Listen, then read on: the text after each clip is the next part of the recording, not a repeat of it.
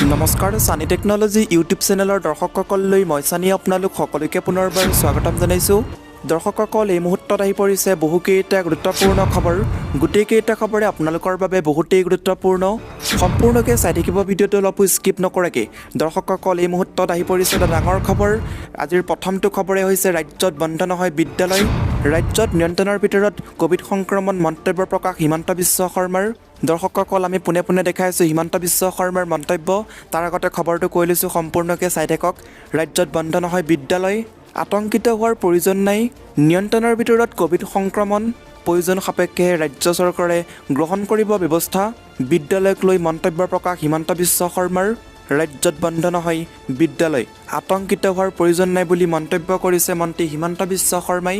আমি আপোনাক প্ৰতিবেদন দেখাই আছোঁ, আপোনালোকে সম্পূৰ্ণকৈ চাই থাকক। নিয়ন্ত্ৰণৰ ভিতৰত কোভিড সংক্ৰমণ, প্ৰয়োজন সাপেক্ষে ৰাজ্য চৰকাৰে গ্ৰহণ কৰিব ব্যৱস্থা। দৰ্শকসকল আমি আপোনালোকক দেখাইছোঁ মন্ত্ৰী হিমন্ত বিশ্ব শৰ্মাৰ প্ৰতিবেদন, তেওঁ কি বুলি মন্তব্য কৰিছে। তাৰ আগতে আৰু এটা খবৰ দিব চেষ্টা কৰিছোঁ। গুৱাহাটী মহানগৰীত বৃদ্ধি পাইছে সংক্ৰমণ, জটিল পৰিস্থিতিৰ সৃষ্টি হ'লে বন্ধ হ'ব পাৰে বিদ্যালয়ৰ পাঠদান। পূৰ্বৰ দৰে অনলাইন পাঠদানৰ চিন্তা চৰ্চা কৰিব প্ৰশাসনে, পুনৰ বন্ধ হ'ব পাৰে বিদ্যালয়ৰ পাঠদান। কোভিড পৰিস্থিতি জটিল হ'লে সিদ্ধান্ত ল'ব প্ৰশাসনে।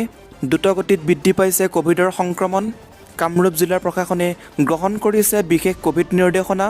কোভিড সংক্ৰমণৰ বাবে পুনৰ বন্ধ হ'ব পাৰে শিক্ষানুষ্ঠানৰ পাঠদান। পৰিস্থিতি জটিল হ'লে শিক্ষানুষ্ঠানৰ পাঠদান বন্ধ কৰাৰ পোষকতা। ইয়াৰ পৰিৱৰ্তে অনলাইন যোগে হ'ব পাৰে পাঠদান। বিদ্যালয়সমূহক কোভিড প্ৰট'কল মানি চলাৰ নিৰ্দেশনা। কোভিড প্ৰট'কল উলংঘা কৰিলে বিদ্যালয় কৰ্তৃপক্ষৰ বিৰুদ্ধে লোৱা হ'ব বিহিত ব্যৱস্থা। 144 ধাৰা সন্দৰ্ভত মন্তব্য জিলা প্ৰশাসনৰ। বৰ্তমানো কোনো সিদ্ধান্ত গ্ৰহণ কৰা নাই প্ৰশাসনে। দৰ্শকসকল মন্ত্ৰী ডক্টৰ হিমন্ত বিশ্ব শৰ্মাই কি বুলি মন্তব্য কৰিছে, সংবাদমেলত তেওঁ কি বুলি মন্তব্য কৰিছে, আপোনালোকে হিমন্ত বিশ্ব শৰ্মাৰ প্ৰতিবেদন চাই লওক। তাৰ পাছতে যাম আমি পাছৰটো খবৰলৈ। এতিয়াতো গুৱাহাটীত 30টা কেছো হোৱা নাই। গুৱাহাটীততো বৰ্তমান এই কথাবোৰ আহে যেতিয়া ক'ভিড হয়। এতিয়ালৈকে ক'ভিডৰ তেনেকুৱা অসমৰ বিভিন্ন জিলাত এটাও ক'ভিড হোৱা নাই। গতিকে মই ভাবোঁ যে আতংকিত হ'ব নালাগে, কিন্তু যিটো সময়ত যি প্ৰয়োজন ৰাজ্য চৰকাৰে সেইটো কৰিব। এতিয়া এটা আতংকৰ পৰিৱেশ এটা সৃষ্টি কৰাৰ কোনো প্ৰয়োজন নাই। এতিয়াতো গুৱাহাটীত 30টা কেছো হোৱা নাই। গুৱাহাটীততো বৰ্তমান এই কথাবোৰ আহে যেতিয়া ক'ভিড হয়। এতিয়ালৈকে ক'ভিডৰ তেনেকুৱা অসমৰ বিভিন্ন জিলাত এটাও ক'ভিড হোৱা নাই। গতিকে মই ভাবোঁ যে আতংকিত হ'ব নালাগে, কিন্তু যিটো সময়ত যি প্ৰয়োজন ৰাজ্য চৰকাৰে সেইটো কৰিব। এতিয়া এটা আতংকৰ পৰিৱেশ এটা সৃষ্টি কৰাৰ কোনো প্ৰয়োজন নাই। এতিয়াতো গুৱাহাটীত 30টা কেছো হোৱা নাই। গুৱাহাটীততো বৰ্তমান এই কথাবোৰ আহে যেতিয়া ক'ভিড হয়। এতিয়ালৈকে ক'ভিডৰ তেনেকুৱা অসমৰ বিভিন্ন জিলাত এটাও ক'ভিড হোৱা নাই। গতিকে মই ভাবোঁ যে আতংকিত হ'ব নালাগে, কিন্তু যিটো সময়ত যি প্ৰয়োজন ৰাজ্য চৰকাৰে সেইটো কৰিব। এতিয়া এটা আতংকৰ পৰিৱেশ এটা সৃষ্টি কৰাৰ কোনো প্ৰয়োজন নাই। ইয়াৰ লগতে দৰ্শকসকল 3 নম্বৰ খবৰটি হৈছে এটা গুৰুত্বপূৰ্ণ খবৰ। কোভিড পৰিস্থিতিৰ বাবে অসমত 3টা টি টেষ্ট, লগতে ট্ৰেক, লগতে ট্ৰেচ। পুনৰ কোভিড সংক্ৰমণ প্ৰতিদিনে বাঢ়িছে যদিও অসমত লকডাউন আৰু নিশা সান্ধ্য আইন বলবৎ কৰাৰ সম্ভাৱনা নুই কৰিছে স্বাস্থ্যমন্ত্ৰী হিমন্ত বিশ্ব শৰ্মাই। স্বাস্থ্য বিভাগে 3টা টি টেষ্ট, লগতে ট্ৰেক, লগতে ট্ৰেচে বলবৎ কৰিব। সেই অনুসৰি প্ৰতিদিনে কোভিড টেষ্টৰ সংখ্যা 1 লাখলৈ বঢ়োৱা হ'ব। মন্ত্ৰীয়ে 45 বছৰ ঊৰ্ধৰ সকলো লোককে শীঘ্ৰেই কোভিড প্ৰতিষেধক চিটা ল'বলৈ আহ্বান জনায় আৰু কয় যে ৰাজ্যৰ স্বাস্থ্যসেৱা বিভাগটো কোভিড পৰিস্থিতিৰ মোকাবিলা কৰিবলৈ সম্পূৰ্ণ সাজু আছে। ইয়াৰ লগতে দৰ্শকসকল 4 নম্বৰ খবৰটি হৈছে এটা গুৰুত্বপূৰ্ণ খবৰ। এই মুহূৰ্তত আমাৰ হাতত আহি পৰিছে এটা বিগ ব্ৰেকিং নিউজ। এই মুহূৰ্তত আহি পৰিছে কৰোণাৰ সংহাৰ। 10ম আৰু দ্বাদশ শ্ৰেণীৰ পৰীক্ষা বাতিলৰ আহ্বান জনাই 1 লাখ শিক্ষাৰ্থীৰ পত্ৰ। কোভিডৰ দ্বিতীয়টো ঢৌৱে কোবাই গৈছে সমগ্ৰ দেশকে। এনে পৰিস্থিতিত দেশৰ কেইবাখনো ৰাজ্যত বন্ধ কৰি দিয়া হৈছে শিক্ষানুষ্ঠানসমূহ। বহু ৰাজ্যত নৈশ সান্ধ্য আইন ঘোষণা কৰাৰ লগতে ছত্তীশগড়ৰ দৰে ৰাজ্যত ঘোষণা কৰা হৈছে সম্পূৰ্ণ লকডাউন। এনে সময়তে কোভিড সংক্ৰমণৰ আশংকা কৰিয়েই দেশৰ 1 লাখ ছাত্ৰ ছাত্ৰীয়ে চলিত বৰ্ষৰ মে' মাহত অনুষ্ঠিত হ'বলগীয়া 10ম আৰু দ্বাদশ শ্ৰেণীৰ পৰীক্ষা বাতিল কৰিবলৈ দাবী জনাই এখন পত্ৰত স্বাক্ষৰ কৰিছে। এইসকল ছাত্ৰ ছাত্ৰীয়ে হয় 10ম আৰু দ্বাদশ শ্ৰেণীৰ পৰীক্ষা বাতিল কৰিব লাগে অথবা অনলাইনৰ জৰিয়তে পৰীক্ষা অনুষ্ঠিত কৰিব লাগিব বুলি দাবী জনাইছে। শেহতীয়াকৈ টুইটাৰত কেঞ্চেল বৰ্ড এক্সাম 2021 হেছটেগ ব্যৱহাৰ কৰি ছাত্ৰ ছাত্ৰীসকলে পৰীক্ষা বাতিলৰ বাবে জনমত গঠন কৰাৰ চেষ্টা চলাইছে। এনে জাগৰণ প্ৰতি দেশৰ কেইবা লাখ ছাত্ৰ ছাত্ৰীয়ে সঁহাৰি জনোৱা পৰিলক্ষিত হৈছে। ইপিনে একাংশ ছাত্ৰ ছাত্ৰীয়ে এনে দাবী জনোৱাৰ সময়তে CBSE আৰু council for the Indian school চাৰ্টিফিকেটে এইবুলি স্পষ্ট কৰি দিছে যে পৰীক্ষাৰ সময়ত ক'ভিড প্ৰট'কল সম্পূৰ্ণভাৱে মানি চলাৰ বিষয়ত গুৰুত্ব দিয়া হ'ব। ছাত্ৰ ছাত্ৰীসকলৰ স্বাস্থ্যৰ দিশটো কোনোপধ্যে ওলাই কৰা নহ'ব বুলি CBSE স্পষ্ট কৰি দিছে। ক'ভিডৰ সংক্ৰমণৰ পৰিপ্ৰেক্ষিততে একাধিক ৰাজ্যই নৱম আৰু একাদশ শ্ৰেণীৰ পৰীক্ষা বাতিল কৰি সকলো শিক্ষাৰ্থীকে ওপৰৰ শ্ৰেণীলৈ উত্তীৰ্ণ কৰি দিয়াৰ সিদ্ধান্ত লৈছে। বিভিন্ন বাতৰি কাকতত কৈ থকাৰ দৰে অসমত লকডাউনৰ কোনো সম্ভাৱনা নাই, নাইট কাৰফিউ আদিৰ কোনো সম্ভাৱনা নাই। আমাৰ একমাত্ৰ ষ্ট্ৰেটেজিটোৱে হ'ব টেষ্ট, ট্ৰেছ, ট্ৰেক। এইটোৱে আমাৰ যিটো 3টা T লৈ আমি চলিছিলোঁ আগতে, সেইটোৱে আমাৰ ষ্ট্ৰেটেজি হ'ব। বিভিন্ন বাতৰি কাকতত কৈ থকাৰ দৰে অসমত লকডাউনৰ কোনো সম্ভাৱনা নাই, নাইট কাৰফিউ আদিৰ কোনো সম্ভাৱনা নাই। আমাৰ একমাত্ৰ ষ্ট্ৰেটেজিটোৱে হ'ব টেষ্ট, ট্ৰেছ, ট্ৰেক। এইটোৱে আমাৰ যিটো 3টা T লৈ আমি চলিছিলোঁ আগতে, সেইটোৱে আমাৰ ষ্ট্ৰেটেজি হ'ব। বিভিন্ন বাতৰি কাকতত কৈ থকাৰ দৰে অসমত লকডাউনৰ কোনো সম্ভাৱনা নাই, নাইট কাৰফিউ আদিৰ কোনো সম্ভাৱনা নাই। আমাৰ একমাত্ৰ ষ্ট্ৰেটেজিটোৱে হ'ব টেষ্ট, ট্ৰেছ, ট্ৰেক। এইটোৱে আমাৰ যিটো 3টা T লৈ আমি চলিছিলোঁ আগতে, সেইটোৱে আমাৰ ষ্ট্ৰেটেজি হ'ব। পজিটিভিটি ৰেটটো কম থাকে, কিন্তু একচুৱেল নাম্বাৰটো বেছি দেখা যায়।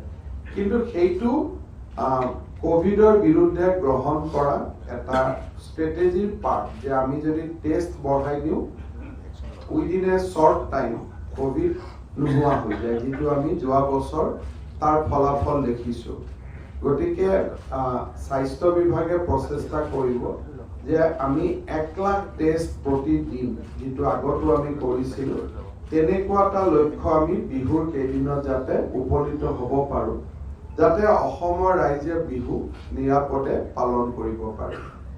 আৰু বিভিন্ন বাতৰি কাকতত কৈ থকাৰ দৰে অসমত লকডাউনৰ কোনো সম্ভাৱনা নাই, নাইট কাৰফিউ আদিৰ কোনো সম্ভাৱনা নাই।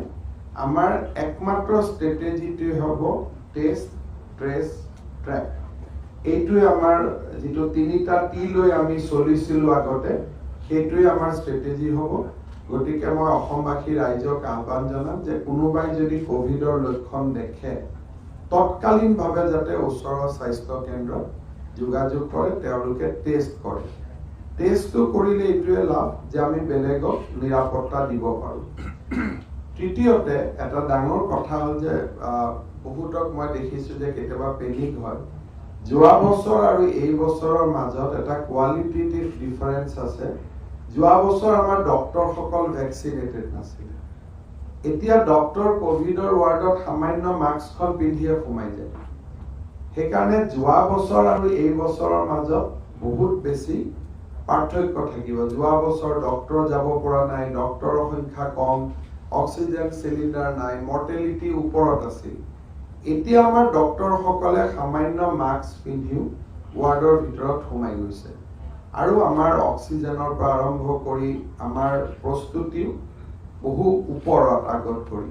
সেইকাৰণে মই ক'ভিডক লৈ আতংকিত নহ'বলৈ ৰাইজক অনুৰোধ কৰিম, কিন্তু সজাগ হৈ থাকিবৰ বাবে নিশ্চিতভাৱে অনুৰোধ কৰিম। লগতে দৰ্শকসকল 5 নম্বৰ খবৰটি হৈছে আগন্তুক 7 দিনত অসমত ক'ভিড ৰোগীৰ সংখ্যা বাঢ়িব, কিন্তু লকডাউন নহয়, বিহু হ'ব, হিমন্ত বিশ্ব শৰ্মাৰ মন্তব্য। এটা বছৰৰো অধিক সময় ক'ভিড-19ৰে যুঁজাৰ পিছতো শেষ হোৱা নাই ক'ভিড আতংক। দেশৰ লগতে অসমতো ক্ৰমান্বয়ে বৃদ্ধি পাইছে ক'ভিড সংক্ৰমণ। অৰ্থাৎ দেশত চলিছে এতিয়া ক'ভিডৰ দ্বিতীয় ৱেভ। নিৰ্বাচন শেষ হোৱাৰ পিছত প্ৰথমবাৰলৈ মুখ্যমন্ত্ৰী সৰ্বানন্দ সোণোৱাল, ৰাজ্যিক বিজেপিৰ সভাপতি ৰঞ্জিত দাস আৰু মন্ত্ৰী ডক্টৰ হিমন্ত বিশ্ব শৰ্মাই একেলগে সংবাদমেল সম্বোধন কৰি ৰাজ্যবাসীক ক'ভিডক লৈ আতংকিত নহ'বলৈ জনালে আহ্বান। স্বাস্থ্যমন্ত্ৰী হিমন্ত বিশ্ব শৰ্মাই ক'লে ক'ভিডৰ দ্বিতীয় সংক্ৰমণ দেখা পাইছোঁ। কালি 18,000 টেষ্ট হৈছে, আজি 35,000 টেষ্ট কৰা হৈছে। শীঘ্ৰেই প্ৰতিদিনে 1 লাখ টেষ্ট কৰা হ'ব, কিন্তু তেতিয়ালৈ ক'ভিড অলপ বেছিকৈ দেখা যাব। বিহু যাতে নিৰাপদে অসমবাসীয়ে পালন কৰিব পাৰে, লকডাউন, নাইট কাৰফিউৰ সম্ভাৱনা নাই বুলি আজিৰ সংবাদমেলত হিমন্ত বিশ্ব শৰ্মাই মন্তব্য কৰিছে। মন্ত্ৰী হিমন্ত বিশ্ব শৰ্মাই লগতে কয়, ক'ভিডৰ লক্ষণ দেখিলেই টেষ্ট কৰক। যোৱা বছৰ চিকিৎসকে ভেকচিন লোৱা নাছিল, এইবাৰ লৈছে। এতিয়া মাস্ক পিন্ধিয়ে ডাক্তৰ যাব পাৰে ৰোগীক চিকিৎসা কৰিবলৈ। এইখিনি সময়ত ৰাইজ আতংকিত নহয়, সজাগ হ'ব লাগে। 45 বছৰ বয়সৰ ওপৰৰ সকলোৱে ভেকচিন লওক। ভেকচিন ল'বলৈ কোনেও সংকোচ কৰিব নালাগে, কাৰণ অসমত ভেকচিনৰ কোনো উল্লেখযোগ্য পাৰ্শ্বক্ৰিয়া নাই। মন্ত্ৰী হিমন্ত বিশ্ব শৰ্মাই সংবাদমেলতে ক'লে, অহা 7 দিনত ক'ভিডৰ সংখ্যা অলপ বেছি দেখা যাব। বিহু যাতে ভালকৈ পালন কৰিব পাৰে, তাৰ বাবে টেষ্ট বেছি কৰা হ'ব। বিহু কেনেকৈ পালন কৰিব লাগে তাৰ বাবে SOP প্ৰকাশ কৰা হ'ব। আতংকিত হোৱাৰ কোনো কাৰণ নাই। নিৰ্বাচন শেষ কৰি আজিৰ পৰা ময়ো কামত লাগি গৈছোঁ। বিষয়াসকলো নামিছে। অসমৰ ৰাইজক নিৰাপত্তা দিয়াত কোনো ক্ৰুটি নকৰোঁ। ইয়াৰ লগতে দৰ্শকসকল আজিৰ শেহতীয়া খবৰটি হৈছে চৰকাৰী কৰ্মচাৰীসকলৰ বাবে নিৰ্দেশনা জাৰি। 45 বছৰ ঊৰ্ধ্বৰ সকলো কৰ্মচাৰীয়ে ল'ব লাগিব ভেকচিন। কেন্দ্ৰীয় কৰ্মচাৰী মন্ত্ৰালয়ে চৰকাৰী কৰ্মচাৰীসকলৰ বাবে এক নিৰ্দেশনা জাৰি কৰিছে। 45 বছৰ ঊৰ্ধ্বৰ সকলো কৰ্মচাৰীয়ে ল'ব লাগিব কৰোনা ভেকচিন। সকলো কৰ্মচাৰীয়ে কৰোনাৰ বাবে হাত সাৰিবলৈ ল'ব লগা সকলো সাৱধানতা গুৰুত্ব সহকাৰে পালন কৰিব লাগিব। মন্ত্ৰালয়ৰ তথ্যমতে দেশত মুঠ 8.31 কোটি লোকৰ ভেকচিন দিয়া হৈছে। মন্ত্ৰালয়ে কয় যে যিসকল লোকৰ দেহত সহজে কৰোনা ভাইৰাছ সংক্ৰমিত হ'ব পাৰে, সেইসকলেহে প্ৰথমে অগ্ৰাধিকাৰ দিয়া হৈছে। দৰ্শকসকল, আজিৰ এই ভিডিঅ'টোৰ মাধ্যমেৰে আপোনালোকক বহুকেইটা ইনফৰ্মেটিভ খবৰ দিব চেষ্টা কৰিলোঁ। যদি খবৰকেইটা শুনি ভাল লাগিছে, লাইক কৰিব, শ্বেয়াৰ কৰিব। লগতে চেনেলটো ছাবস্ক্ৰাইব কৰি ছাইডত থকা যিটো বেল আইকন আছে প্ৰেছ কৰি অল অপশ্যনটো ক্লিক কৰিব একেবাৰে নাপাহৰিব। এনেকুৱা ধৰণৰ ভিডিঅ'সমূহ পাই থাকিবলৈ। দৰ্শকসকল, আজিলৈ বাই বাই। আকৌ এটা নেক্সট ভিডিঅ'ত লগ পাম। জয় আই অসম।